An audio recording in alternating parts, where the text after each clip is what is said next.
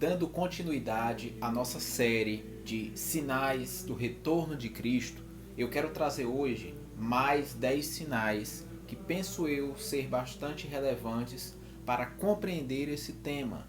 Então não saia daí, porque antes de iniciar a contagem desses sinais, que é a parte 2, eu quero explicar para vocês um assunto bem importante para que vocês possam se localizar nesse tempo. E para os que não estudaram bem, vão poder se situar aonde eu quero chegar.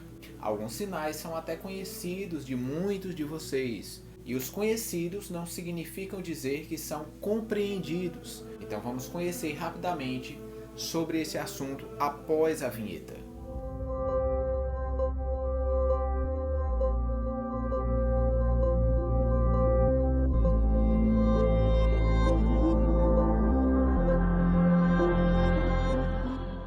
Antes de começar, eu quero que você entenda uma coisa muito importante para que possa se situar nessa história. Jesus Cristo estava com seus discípulos, como diz o sermão escatológico de Mateus 24, já no primeiro verso, no templo. E essa volta que eles davam no templo, os discípulos chegam para Jesus e apresentam as construções do templo como sendo grandiosas. E Jesus, no verso 2 de Mateus 24, ele vai dizer: não vede todas essas coisas? Eis que não ficará aqui pedra sobre pedra que não seja derribada. O que é que ele quer dizer com isso? Vai haver um dia que aquelas pedras irão cair. Só que esse dia não é exatamente próximo da sua vinda, mas seria muito próximo dos dias que eles viviam. No verso 3 está a chave do que eu quero revelar para vocês. Muitos pensam que Jesus fala aqui do finalzinho dos tempos, mas algumas das profecias que ele fala aqui seria para o tempo dos apóstolos, não para o final dos tempos, que são os nossos dias. Prestem atenção. Verso 3 de Mateus 24. Do Monte das Oliveiras achava-se Jesus assentado, quando se aproxima dele os seus discípulos em particular e lhe diziam: dize-nos quando serão estas coisas. Primeiro lugar. E que sinal há da tua vinda? Segundo lugar. E da consumação do século. Terceiro lugar. Veja que eles perguntaram 3 datas diferentes. Quando acontecerão essas coisas? É a primeira pergunta. Qual o sinal da sua vinda? É a segunda pergunta. E da consumação dos séculos? Já é a terceira pergunta. E Jesus vai elencar aqui alguns sinais e você precisa saber de qual tempo ele está se referindo. Quando se sucederão essas coisas, eles estavam se referindo ao verso anterior, que Jesus disse que o templo iria cair. Essa é a primeira pergunta. Só que você tem que entender que não está em ordem. Jesus vai responder tudo bagunçado. Então você precisa entender cada sinal, onde é que ele se encaixa. Por exemplo, existe alguns versos aqui que ele vai dar dicas para quando a cidade de Jerusalém estiver sitiada pelos exércitos. Assim o povo deveria fugir para as montanhas e escapar desse cerco, porque ali grande parte seria morta e no final escravizada. Jesus dá algumas dicas sobre esse período em que viviam os apóstolos. E também ele vai dar dicas de quando estaria perto da sua vinda. E depois da sua vinda, vai ter outros sinais que vai consumar os séculos, dar fim ao tempo nesse mundo. Os sinais que Jesus deu dessa destruição do templo e dessa fuga, desse cerco de Jerusalém, são uns. Mas o que eu vou tratar aqui é da segunda pergunta que os discípulos fizeram. Quais os sinais da tua vinda? Então nós vamos tratar de 10 desses sinais que já foram elencados em vídeos passados. Porém eu vou trazer aqui novos sinais com novos comentários. E eu espero que vocês entendam perfeitamente do que é que eu estou querendo falar. O primeiro sinal que eu quero falar aqui é que os judeus, após a destruição de Jerusalém, eles seriam expulsos, espalhados pelo mundo. E o próprio Deus previu isso. E também Jesus deixou claro no sermão escatológico, quando ele falou que quem está em cima do telhado, não desça. Ai das grávidas nesse período. Quem está na cidade, fuja para as montanhas. E quando ele chega um certo momento, ele dá o detalhe do que vai acontecer. Lucas 21:24 diz: cairão a fio de espada e serão levados cativos, ou seja, escravos, para todas as nações, até que o tempo dos gentios se completem. Jerusalém será pisada por eles. Jerusalém voltou a ser cidade e Israel voltou a ser estado em 1948, quando a criação do Estado de Israel foi confirmado pela ONU.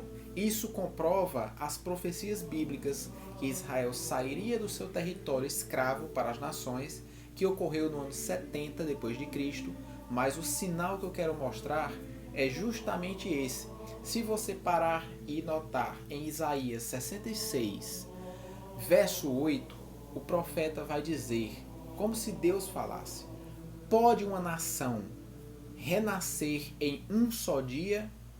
Pela primeira vez na história da humanidade, uma nação foi criada do nada, depois de séculos e séculos de expulsão.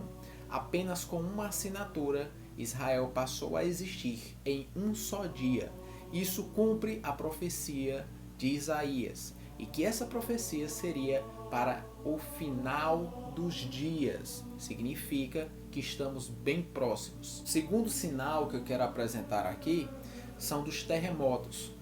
Você vai perceber nesse gráfico que está aparecendo aí para você que os terremotos estão aumentando ao longo dos séculos, e se você também notar, nas últimas décadas, na virada do segundo milênio para esse que estamos vivendo, que é o terceiro milênio, você percebe um aumento brusco na existência de terremotos aqui na Terra. O número de terremotos registrados no século XV, XVI, XVII, XVIII e XIX são 115, 253, 378, 640 e 2119. Um aumento radical em cada momento da humanidade. E os terremotos não causam apenas esse estrago. Quando eles são no mar, acabam trazendo ondas que viram tsunamis, que Jesus também falou sobre isso, chamando de o bramido dos mares e das ondas. Se você notar, o estrago não é só no mar e não só na terra, mas por causa desses terremotos, grandes erupções vulcânicas e que geram também furacões que atingem grandes continentes. Terceiro sinal, eu posso citar aqui o livro de Ezequiel, capítulo 38. Ele vai dizer no verso 14 que esse evento acontecerá naquele dia, ou seja, no dia do retorno do Senhor. No verso 15, ele vai falar que do norte virá uma guerra, a terra de Gog, que invadirá Israel. No momento atual em que vivemos, grandes países que estão ao norte de Israel, bem como outras profecias que citam aqueles que vêm do Oriente, tanto potentes economicamente, ou seja, preparados para a guerra, quanto estão inflamados com os países do Ocidente e assim estão travando sérios conflitos naquela região que podem desencadear uma guerra. E se eles descerem com esses exércitos, se cumprirá perfeitamente o que nós temos, uma arma junto com a bala. Só está faltando puxar o gatilho. O quarto sinal que eu posso citar aqui é justamente os escarnecedores, ou seja, os zombadores, que hão de existir no final dos tempos.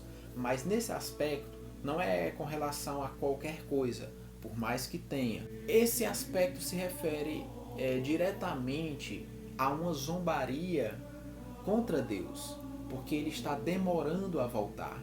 Se você abrir a sua Bíblia em Mateus capítulo 24, verso 48, Jesus fala que alguns maus servos dirão: tarde virá o meu Senhor. Mas Jesus diz: ai deles, porque serão pegos de surpresa. 2 Pedro capítulo 3, do verso 3 e 4, ele confirma isso dizendo: tendo em conta, antes de tudo, que nos últimos dias virão zombadores com seus escárnios, andando segundo as suas próprias paixões. E ele encerra dizendo: que eles dizem assim: onde está a promessa da tua vinda? Porque desde que os pais dormiram, todas as coisas permanecem como desde o princípio da criação. O que é que Pedro está dizendo aqui? Você já deve ter ouvido essa conversa. Jesus não vai voltar agora não, porque essa conversa vem desde os meus pais. Essa conversa vem desde meus avós. Eles sempre diziam: Jesus vai voltar e nunca voltou. Então eles vão zombar, dizendo que Jesus não vai voltar agora, que ele não está próximo, que ele não vai retornar à terra nesse exato momento. Então o que é que vai acontecer? Eles vão viver a vida conforme escárnios e suas próprias paixões, como diz o verso 3, porque eles não estão com medo algum. Mas mesmo que Jesus não volte agora, como eles pensam, Jesus pode voltar para você assim que você morrer. E você pode morrer hoje. Então, eles não temem a morte, pelo menos é o que parece, e eles não temem retorno de Cristo, parecem não acreditar nisso. Tanto o apóstolo Pedro como Jesus deixam claro que no final dos tempos haverá muito esse tipo de pessoa. Eu, particularmente, já ouvi bastante esse boato, principalmente dos mais velhos. E o quinto sinal é uma consequência do quarto sinal, porque o próprio Jesus fala no livro de Lucas, capítulo 17, do verso 26 e 27, que o final dos tempos seria como os dias de Noé. E o que é que acontecia nos dias de Noé? As pessoas não ligavam e nem acreditavam que o fim delas estava próximo. Não acreditavam que o dilúvio viria. Então elas foram pegas de surpresa. E o que é que elas faziam enquanto isso? É o que Jesus diz aqui. Elas comiam, bebiam, davam-se em casamento, casavam, festejavam. Ou seja, viviam as suas vidas, cumprindo seus desejos, buscando seus sonhos e esquecendo de que essa vida é passageira, de que nossa missão não é construir algo aqui, mas algo lá. Elas esqueceram da real mensagem e do real perigo que estava por vir. E é justamente o que temos hoje. Nós temos as pré-festas, nós temos as festas e as pós-festas. Porque quanto mais festa, melhor o povo acha. Ou seja, não há limites para nada nos dias de hoje. Tudo é exagero, tudo é acumular, tudo é gastar. Um dos lemas mais ditados hoje é: preciso viver com intensidade porque a vida é curta. E é justamente o resumo do que a Bíblia diz nesse aspecto. No livro de Daniel, ele dá o sexto sinal, a qual ele diz que haverá nesses tempos um tempo de angústia, a qual nunca houve na história da humanidade, na história da Terra. E esse tempo de angústia é um tempo que vai gerar medo nas pessoas, desesperança. É um tempo que vai fazer com que as pessoas enlouqueçam, criem depressão. E nós já percebemos, pela boca de muitos especialistas, bem como religiosos também, de que cada vez mais o número de pessoas depressivas e de suicídios tem aumentado de uma forma exponencial na nossa era. Isso significa que essa profecia também já se cumpriu, porque nunca na história da Terra houve tanto suicídio e tanta depressão quanto existe hoje. A ciência mostra que a cada 3 pessoas, uma sofre de depressão. Mas veja bem, a depressão ela tem 3 estágios. Tem um que é leve, que muitos nem sequer percebem.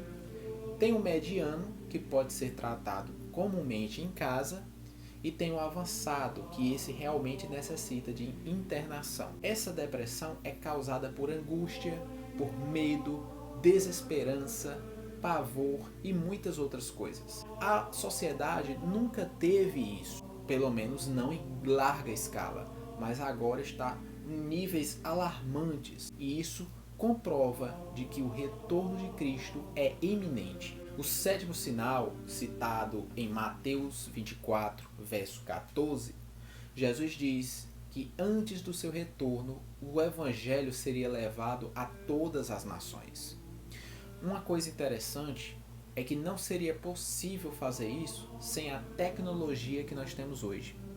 Nós temos internet, televisão, nós temos vários meios de comunicação e traduções bíblicas para todos os idiomas da terra.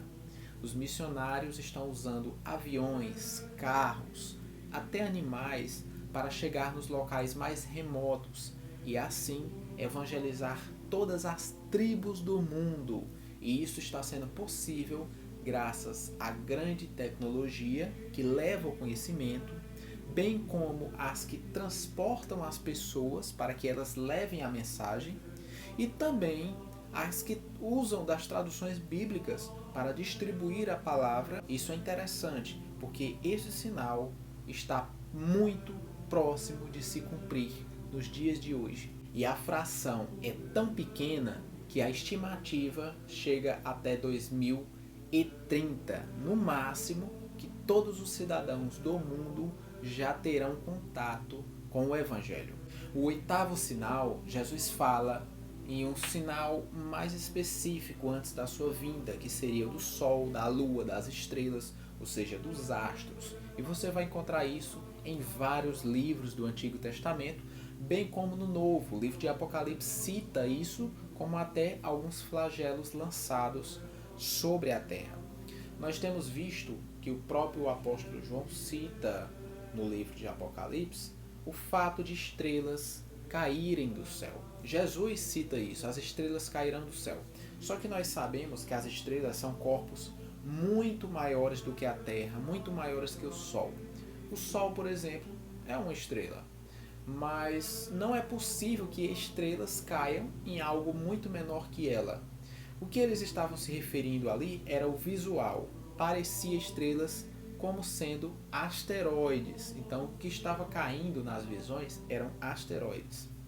E nós temos relatos de que a NASA, a Agência Espacial Americana, já tem alguns asteroides que estão vindo em direção à Terra, de um tamanho preocupante. E esse ano foi inclusive mandado, como o ano passado, não só países do Oriente como do Ocidente mandaram foguetes com tecnologia para tentar interceptar esses asteroides e fazer com que a rota deles seja redirecionada para longe da Terra. Nós vemos as luas de sangue.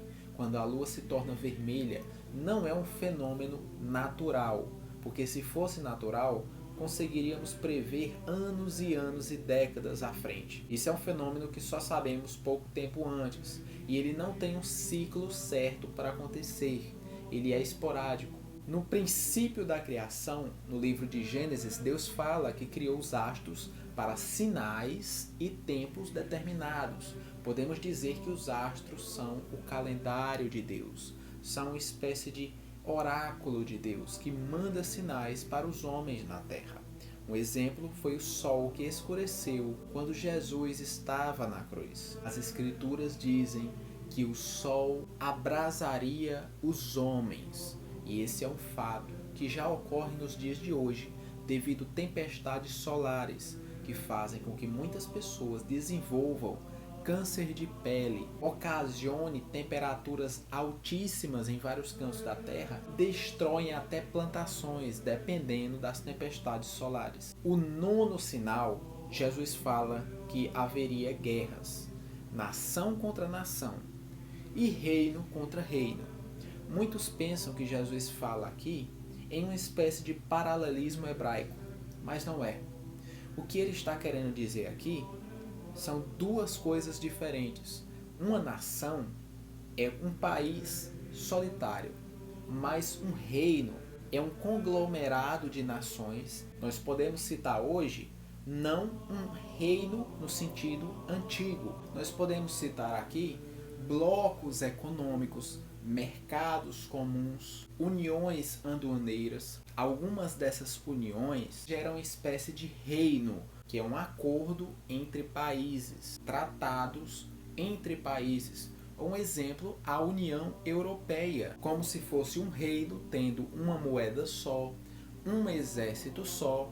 Nós podemos citar, no momento, a OTAN, que é uma organização, um tratado dos países do Atlântico Norte. Todos esses países, se você mexer com um deles, você mexeu com todos. Então a guerra não vai ser entre países, mas até mesmo entre reinos, que no caso seria essa união de vários países em uma organização internacional. Rússia com China estão se unindo com alguns países da área oriental, bem como a OTAN está levando os Estados Unidos, a Europa, alguns países a levar a área ocidental. Isso é uma guerra de reinos, diferente de uma guerra de países, que são entes federativos individuais. Um outro sinal que deve acontecer antes da volta de Jesus é justamente o que Paulo diz aqui na sua carta, 2 Tessalonicenses 2, verso 3. Ninguém de modo algum vos engane, porque isso não acontecerá sem que primeiro venha a apostasia e seja revelado o homem da iniquidade. O que é que ele quis dizer quando se referiu a isso? Isso não acontecerá. Basta você ler o verso 1. Ele diz: irmãos, no que diz respeito à vinda do nosso Senhor Jesus Cristo e nossa reunião com Ele, aí ele vai dizer. Ou seja, sobre a vinda de Jesus e a nossa reunião com Ele, nosso encontro com Ele, de modo algum alguém vos engane, porque isso não acontecerá sem que primeiro venha a apostasia e seja revelado o filho da perdição, que é o anticristo. Ou seja, primeiro vai haver um grande abandono da fé na igreja e também vai ser revelado o anticristo. Ele vai atuar no mundo, nós vamos ver a sua atuação, nós vamos estar aqui. E aí depois é que ele diz que vai haver a vinda do nosso Senhor Jesus Cristo e a nossa reunião com Ele em seguida, porque é um verso posterior. Primeiro Jesus vem e depois nós iremos nos reunir com Ele. E como um bônus, eu vou encerrar com um outro sinal. 1 Timóteo capítulo 4, do verso 1 em diante. Nos últimos tempos, alguns abandonarão a fé por obedecerem a espíritos enganadores e ensinos de demônios. No verso 2, Paulo fala que esse tipo de pessoa são pessoas hipócritas, de mente cauterizada, ou seja, de mente fechada, e que proíbe várias coisas que Deus considerou sagradas e naturais. Hoje muitas pessoas estão caindo no engano, a maioria das igrejas estão crendo em doutrinas de demônios e ninguém se rebela contra isso, mas aplaudem porque não sabem nada sobre a verdade, não conhecem nada das Escrituras. Pode ter lido ela várias vezes, mas não compreendeu nada. São cegos, são hipócritas, porque querem proibir coisas que Deus não proibiu. E mesmo as que proíbem, eles próprios não cumprem. Esse sinal faz parte daquele que ele diz apostasia, que é o abandono da fé. Todos esses sinais já estão acontecendo há um bom tempo. Se eu fosse vocês, eu não esperava mais. Ele não vai avisar a hora que vem. Podemos ver a atuação do anticristo na terra, porque é só isso que está faltando. O cenário está pronto, os exércitos estão preparados e em pouco tempo aparecerá aquele que a Bíblia diz em nomenclatura como anticristo, o homem do pecado, o filho da perdição, aquele que encarnará Satanás na terra e fará o trabalho final das hostes malignas. Não só uma parte, mas o mundo inteiro sentirá uma grande destruição e aflição, a qual nunca houve na história da terra. Que Deus nos ajude e que todos os que sobraram verdadeiros em Cristo se preparem para a luta, porque é chegado a hora e nós somos a geração final. Espero que tenham gostado. Ficamos por aqui. Até os próximos vídeos.